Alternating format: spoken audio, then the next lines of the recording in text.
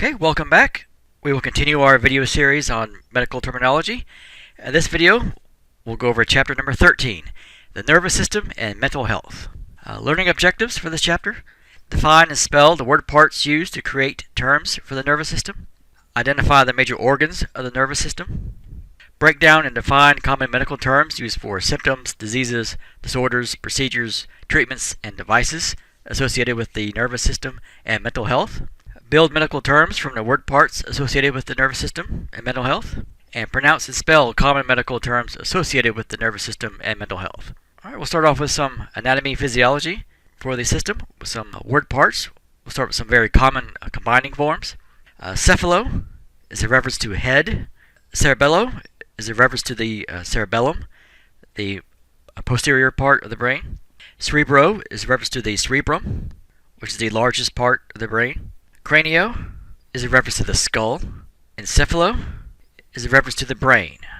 Ganglio is a reference to a ganglion or a collection of nerve cell bodies.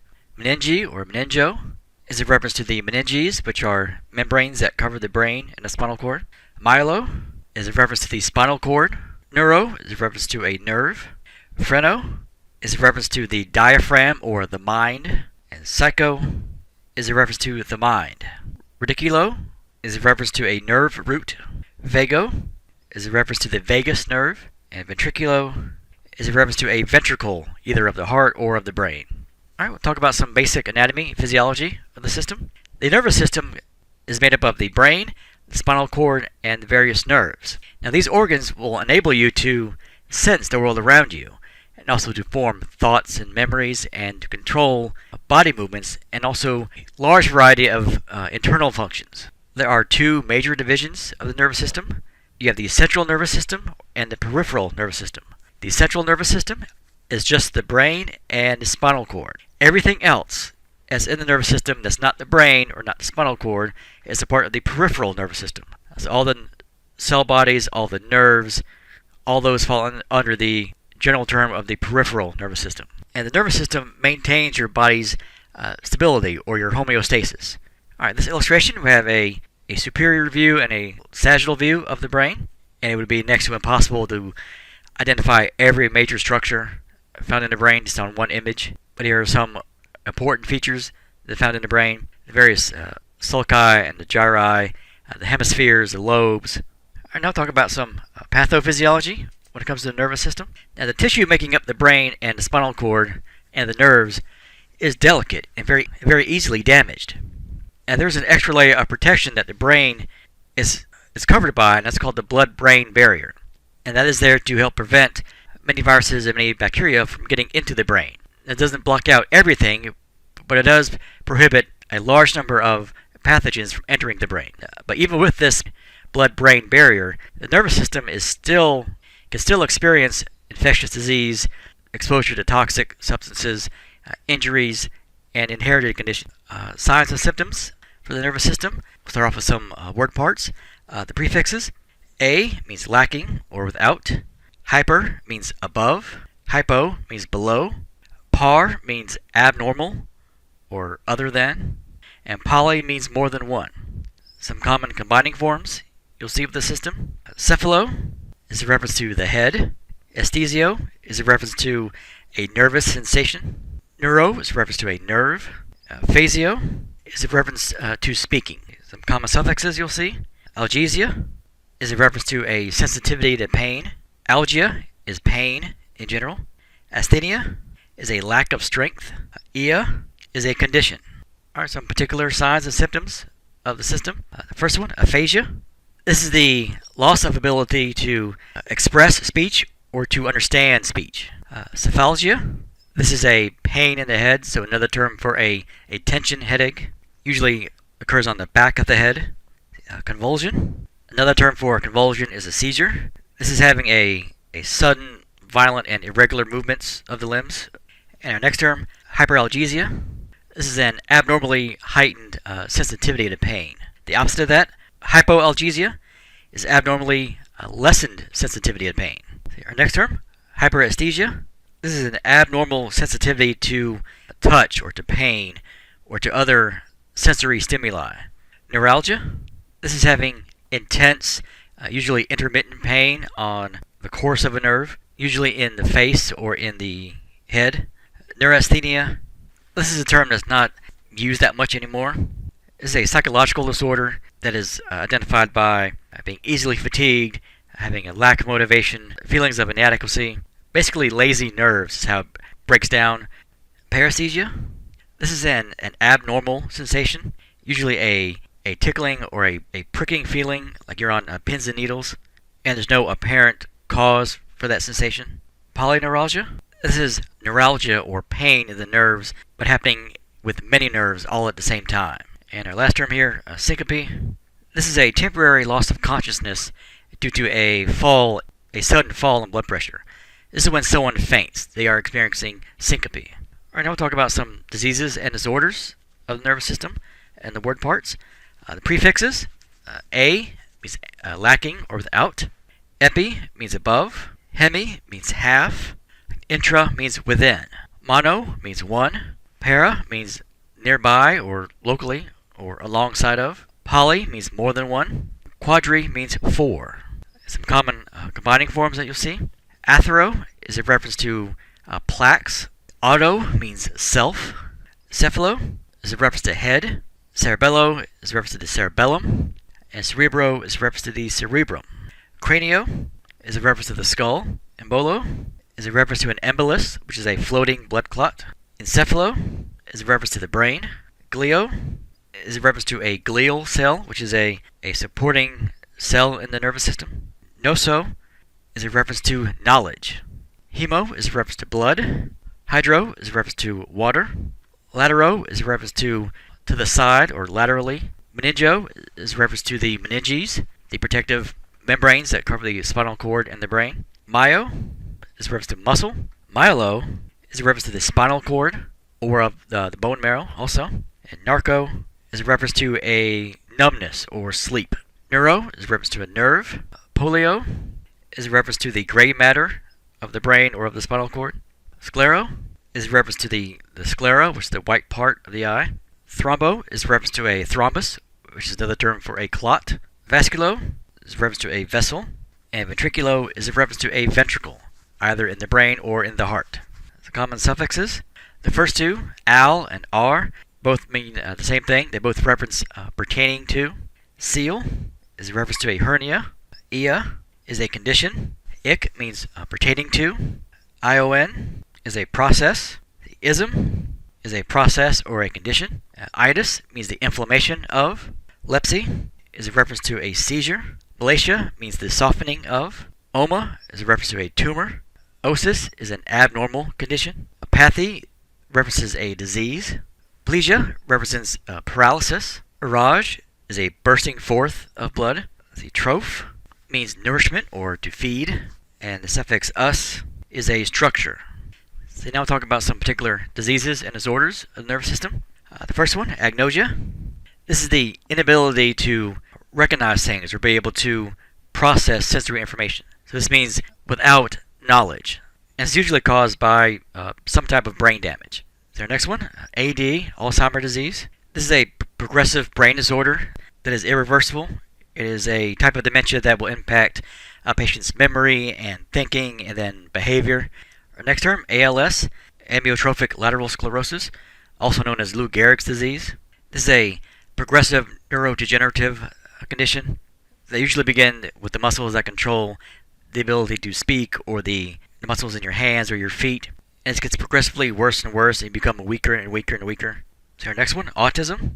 This covers a wide variety of mental disorders and they vary in severity, but they all impact a person's ability to communicate either with verbal or nonverbal means. Social interactions can impact brain development. Because it is so broad of a condition, it's usually referenced as autism spectrum disorder. Our next term, Bell's palsy. This is a condition where you have a paralysis of the muscles on one side of the face. And this is a temporary condition. Cerebellitis is the inflammation of the cerebellum. Now this term is not used that much anymore. It's a fairly obsolete term. See, our next term, cerebral aneurysm. An aneurysm is where you have a bulge or a ballooning within a blood vessel. And the cerebral aneurysm is this situation, but in a blood vessel within the cerebrum. So whenever you have an aneurysm, there's always a risk of that aneurysm rupturing, which will lead to an immediate loss of blood. So when this happens inside the brain, this can be incredibly dangerous. Our next condition, cerebral atherosclerosis. Atherosclerosis in general is when you have a thickening or narrowing of a vessel due to the deposits of fatty materials called plaques. When this happens in the cerebrum, it's called cerebral atherosclerosis. Anytime that you block or obstruct a blood vessel, it's always a dangerous situation, but it's even more so when this happens inside the brain. The cerebral embolism. Embolism is where you have a traveling blood clot that's broken off from its original site and can go to anywhere else inside the body, and it'll eventually either go to the lungs or the heart or to the brain, and when it reaches the brain, it's a cerebral embolism. So this can easily lead to a stroke. You're obstructing blood supply to parts of the brain, which is the very last organ you want to block blood flow to. And related to that would be our next term, cerebral thrombosis. A thrombosis is a blood clot. So when this happens inside blood vessels of the brain, it's a cerebral thrombosis. So any four of these conditions are dangerous just in general, but when they happen inside the brain, they become even more dangerous. Here's an example of how a cerebral aneurysm would look. You see these very large vessels here, here, and here. All three of these are aneurysms, a ballooning or a bulging within these vessels. And you can almost think of these as water balloons.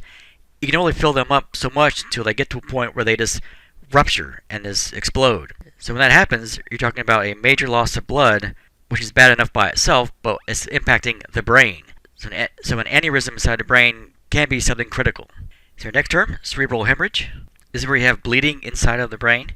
This is an emergency situation. It's also called a hemorrhagic stroke. Our next term, CP, cerebral palsy. This refers to a collection of problems. It can impact anything from body movements to posture to general muscle tone. The person may have spasmic paralysis. There could be intellectual disabilities. There could be vision problems. This references a very wide range of issues. CVA, cerebrovascular accident, is another term for a stroke. This is the sudden death of brain cells due to a lack of blood flow and a lack of oxygen. And our last term here, coma. This is a state of very deep unconsciousness that may last for a short amount of time. It may be a very long time. It's usually caused by a severe illness or a severe injury. See, our next term, concussion. This is a temporary unconsciousness. It's caused by a blow to the head. And sometimes this term is used to reference the confusion after the injury or the temporary incapacity caused by the injury. If this is severe enough, this could lead to a TBI, traumatic brain injury. And this could lead to either temporary or permanent impairment of physical, psychological, and cognitive function. Encephalitis, the inflammation of the brain. Encephalomalacia, I'm going to break down that term. Encephalo means brain. Malacia means the softening. So this references a softening of the brain tissue. Epilepsy, this is a neurological disorder that is marked by recurrent episodes of having a loss of consciousness, convulsions, and abnormal electrical activity within the brain. Glioma, this is a malignant tumor found in the glial cells. These are the supporting cells of the nervous system. If that were to happen here in the cerebellum, it could get so large where it can actually press against the brainstem, which would cause an impairment of the reflexes and also of motor function.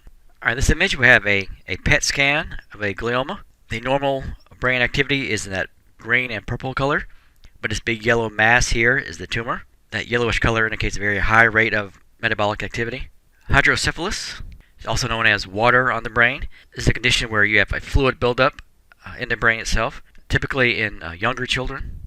Meningioma, this is a tumor that rises up from the meninges, the protective membranes that cover the brain and the spinal cord. Usually benign, not all the time, but most of the time they are benign. Meningitis, an inflammation of the meninges. Meningocele is a herniation or a protrusion of the meninges through a bone in the vertebral column. Now our next term, meningomyocele. This is a protrusion of not only the meninges but also of the spinal cord through a defect within the spinal column itself. This is an example of spina bifida. Spina bifida is a birth defect where the spinal canal doesn't close completely before the baby is born. This is also called a neural tube defect. In this illustration, we have an example of a meningocele. This is the herniation of the meninges. It's basically poking its way through the space between these vertebrae. And this illustration is of a child that has not only spina bifida, but also with a large meningocele, or spinal column did not fuse completely, so the contents of the cord or of the spinal column are able to protrude outside of the body. The MS, multiple sclerosis. This is a chronic degenerative disease of the central nervous system where there's a gradual destruction of a protective coating of neurons called myelin. And as this protective coating gets torn away, the cells are exposed, and these cells are more prone to becoming damaged and infected and then eventually destroyed. So this is an autoimmune condition. Myelitis, this is the inflammation of the spinal cord. Alright, this illustration we have an example of multiple sclerosis. We're going to zoom in on this one piece of the brain here. A normal neuron should look like this, and these sections of yellow coating are called myelin. When someone has MS, this protective coating gets eaten away. So you are exposing parts of the axon to pathogens that can disable it or can actually destroy it. This will be a degenerative disease where there will be a progressive loss of brain function. Alright, this image we have a MRI scan of someone with MS. The areas that are in blue are lesions of multiple sclerosis. So here, some here, and here and here.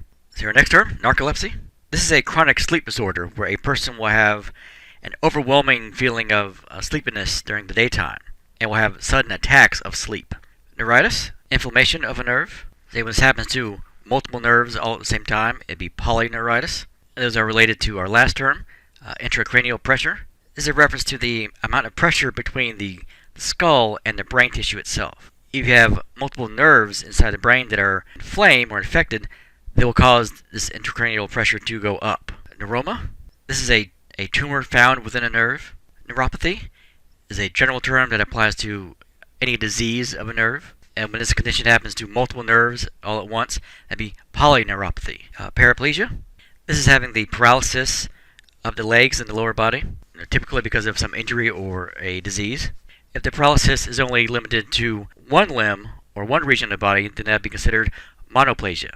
If the paralysis is limited to half of the body, or one side of the body, then it would be classified as hemiplegia. If there's paralysis in all four limbs of the body, that would be quadriplegia, because quad is reference to four. So next term, PD, Parkinson's disease. This is a degenerative disorder of the central nervous system that mostly affects the motor system. Some common symptoms of this would be tremors or shaking, usually within the hands or in the fingers, very slowed movement, having very rigid muscles, impaired posture or imbalance, changes in writing and in speech. Poliomyelitis. This is a infectious viral disease that affects the nervous system. It can lead to either temporary or permanent paralysis. This is also called infantile paralysis. Ventriculitis. This is inflammation of the ventricles of the brain. The ventricles of the brain are where you'll find the cerebrospinal fluid washing around inside. All right, I'll talk about some treatments, procedures, and devices of the nervous system. Some word parts. The first ones, the prefixes. An means lacking or without. Epi means above. Some common combining forms. Angio is a vessel. Cerebro references the cerebrum. Cranio references the skull. Duro is a reference to the dura mater, which is one of the meninges that help line and protect the spinal cord and brain. Echo is a reference to reflected sound. Electro is a reference to electricity. Encephalo is a reference to the brain. Esthesio is a reference to nervous sensation. Ganglio is a reference to ganglion, which are cell bodies of the nervous system. Myelo is a reference to the spinal cord. And neuro is a reference to nerves. Psycho is a reference to the mind. Radico means root. Rizzo also is a reference to root. Tomo is a reference to cutting. Vago is a reference to the vagus nerve. So common suffixes you'll see. Al means pertaining to. Algesia is a sensitivity to pain. Ectomy, the surgical removal of. Gram is a record or a test result. Graphy is a recording process. Ia means condition. Iatry refers to treatment. Ik means pertaining to. Ist is a specialist. Logi means the study of. Lysis means a separation or a breakdown or destruction. Plasty is a surgical repair of. Araphy is a reference to a suture. Tome is an instrument to cut. And tomy is the process of cutting. Alright, now we'll talk about some specific treatments and procedures and devices. Our first term, analgesics. This is another term for a pain reliever. Some common ones are aspirins and acetaminophen. Now, some of the stronger forms of analgesics are the opioid analgesics. These are narcotics that help to alleviate pain. Some examples of these would include OxyContin, Percocet, Vicodin. All of those are technically pain relievers, but these are based from an opiate source. These are narcotic pain relievers. Because they work so well, because they are so strong, it's very easy to become addicted to these types of pain relievers. Anesthesia. This is being in a condition of being relieved of pain. And a person that specializes in administering drugs to get you into this condition would be an anesthesiologist. So if we were to break down that term, an means without, or the absence of, anesthesio, sensation, and logist, the one who studies. So one who studies the absence of sensation. So our next term, cerebral angiography, is a diagnostic test that will help visualize the blood vessels within the brain, and also of the head and neck in general. So next one, CT scan. The CT stands for computed tomography, also known as a CAT scan. This is a very detailed visual technique that gives you much higher quality images than a common X-ray would, because you get a series of images, a series of slices through a region of the body. Craniectomy. This is the surgical removal of part of the skull. And to do so, you need to cut into the skull, and that process would be called craniotomy. Alright, in this image we have examples of cerebral arteriography.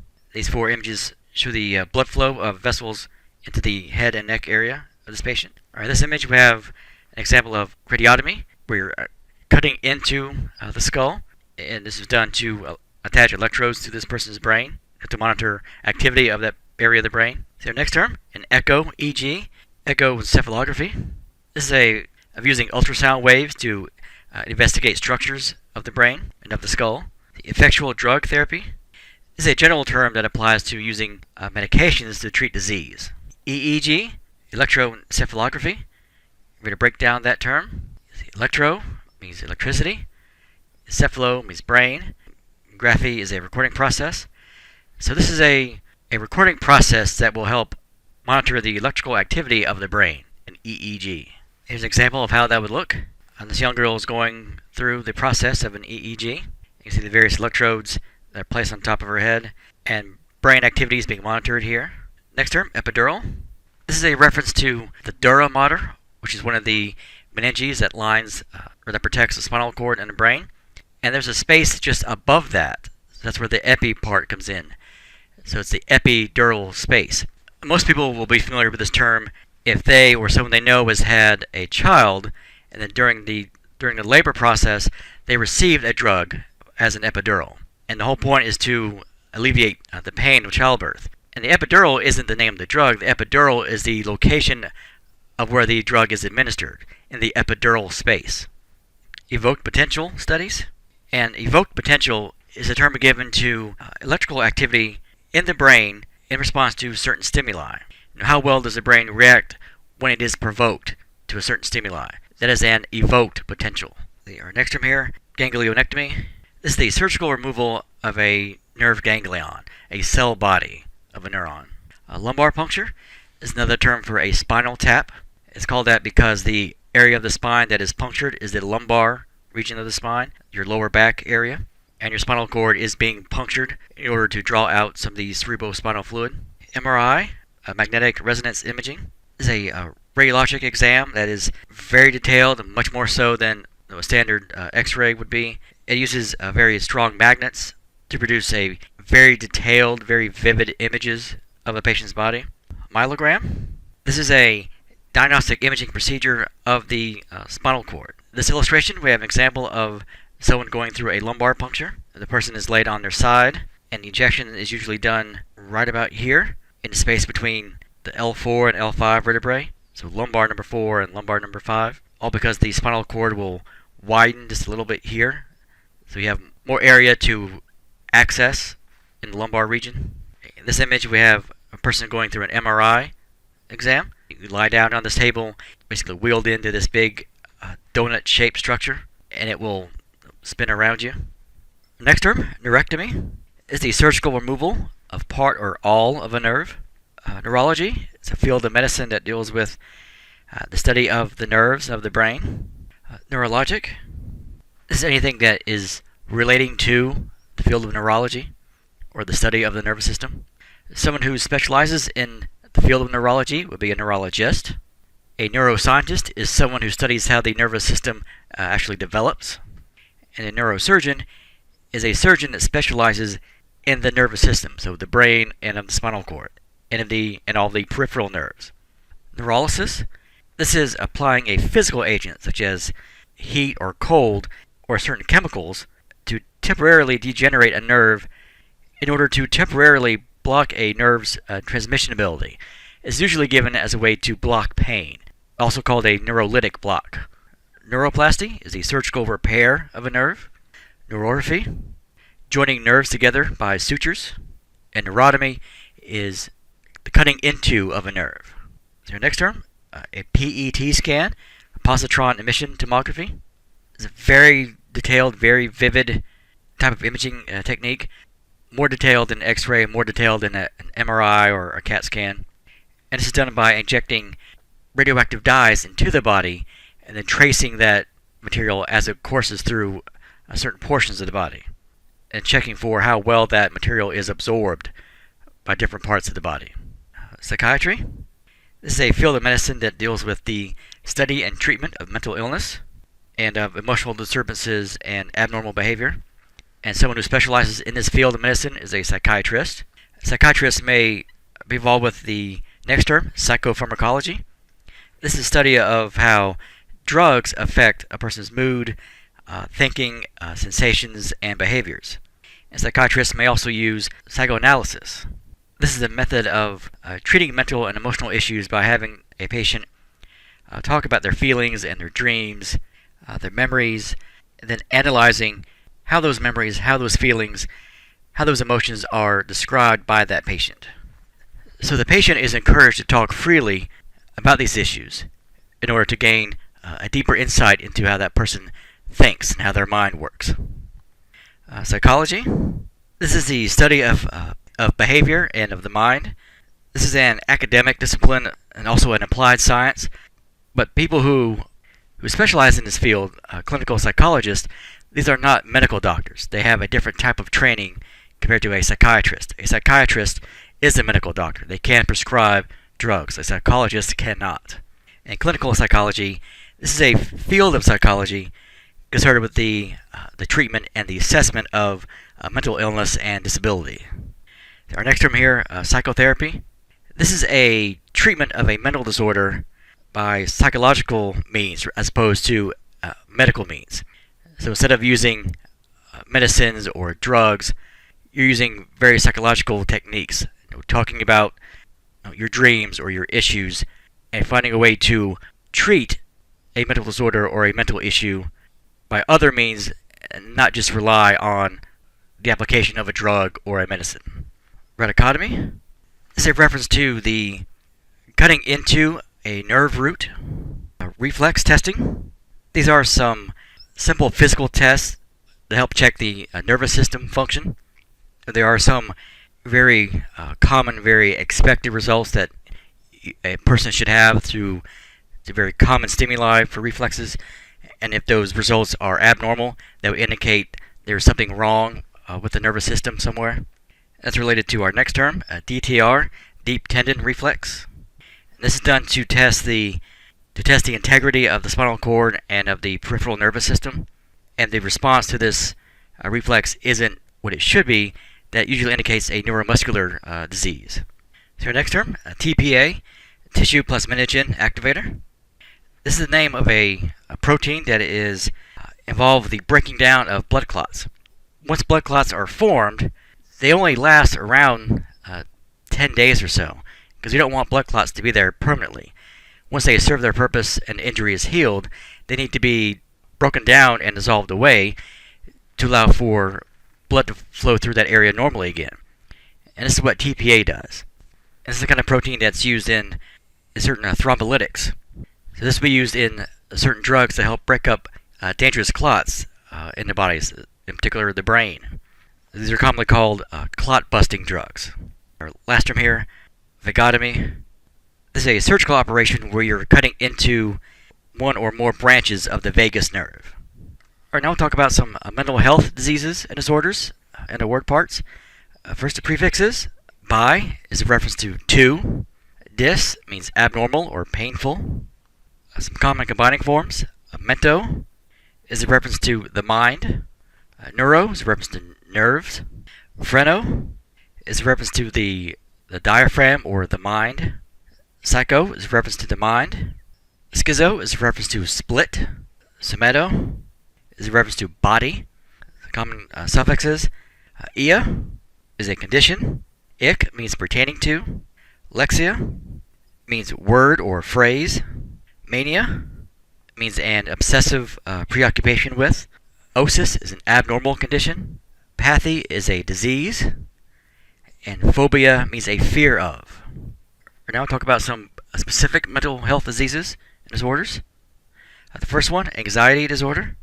This is a category of mental disorders where a person will have feelings of fear or anxiety, where the anxiety is a worry of future events, and the fear is a reaction to current events. And these feelings can become so overwhelming that they result in physical symptoms, racing heart, shakiness, and this can interfere with your normal day-to-day life. The fear and anxiety can be a constant issue and can be overwhelming. The ADD, attention deficit disorder. This is a disorder where the inability to concentrate on one or more tasks for any length of time.